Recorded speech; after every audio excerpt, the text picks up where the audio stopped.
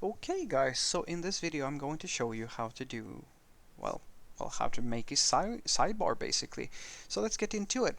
Now, sidebars are, or hamburger menus, call them what you want, are a fairly popular concept in these responsive mobile first times we live in. So if we'll have a look at this very basic example that I have here, where basically all you do is you click this sidebar here, or this button here, like it can be anywhere, and you see this sidebar on the side there. That's the whole application, right? Nothing fancy going on there. And the way that we achieve this is basically this. So we declare an aside, or it doesn't have to be an aside, anything basically. And then inside of that we have a UL with all our list elements. We can actually look at the page. It might be more illustrative. It might be easier to follow along if we do it like this. So we can see that I have this weird thing where I cover the whole page, and then I have the list itself, which is the sidebar. And then I have this other div over here, whatever that is. It's called the click catcher. We'll talk about that in just a moment. And then we have the button itself, and here's my script.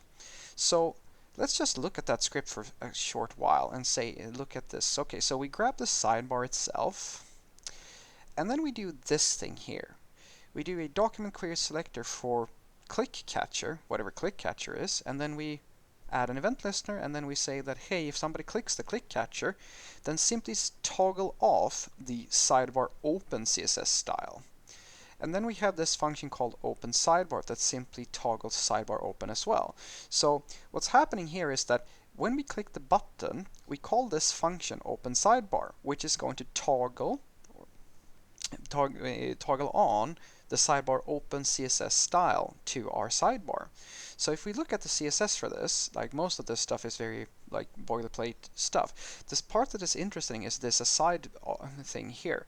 So we have this aside, which we have in the first render. If we go back to the page, we see that initially it's not being shown, and the reason why it's not being shown is because we have this property here, translate 3D minus 100% of the viewport, or 100 view width units, which means that we are hiding, we take the whole view and we go minus 100 of the view to the left, which means that the sidebar itself, all the content in that aside, is actually right outside of the screen, right? And then we have this transition that simply looks at the transform and just does an easy in out over 0.3 seconds, and then we have a display flex, and we'll touch on this in just a moment. And as you can see here, this is the class that we're toggling on and off. So what we're doing is that when we want to show the sidebar, we simply reset the translate 3D, or the transform, to 0, 0, 0, which means that, hey, don't create any offset. We're nullifying what's happening here, and that's what you're seeing when the sidebar comes into the screen again, right? So what is this click catcher nonsense, and what's going on there? Well, the thing is that very commonly what people will do is that they think, okay, they click something and now there's a sidebar. But when you're clicking inside of this sidebar, what you want is to be able to interact with the elements inside of that sidebar. But a very common feature that a lot of users expect is that they are able to click outside and then close the sidebar. That's where the click catcher comes into play. Now, if I click this button here, and I look at this aside. So the aside is covering the whole page. And as you can see, it is because it's in a position fixed, because we want the sidebar to cover the whole page.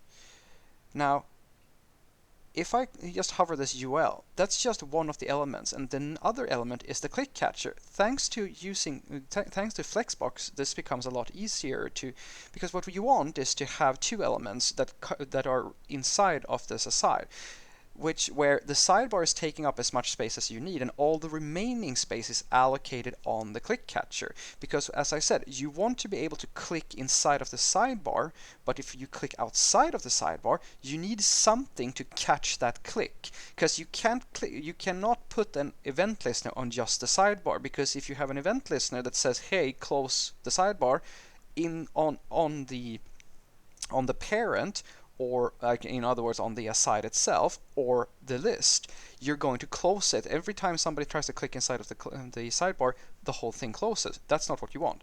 You want this element here to take up all the remaining space, and as you can see, that's exactly what's happening here. And when somebody clicks in that area or that element, that's when you want to hide the sidebar. So that's basically it. That's how, at least there's probably better ways to do this, but this is how I usually create a sidebar that has this behavior where you can open it, click inside of the sidebar and click outside, and then just closes the whole thing. I hope this was useful to you. Have a great day.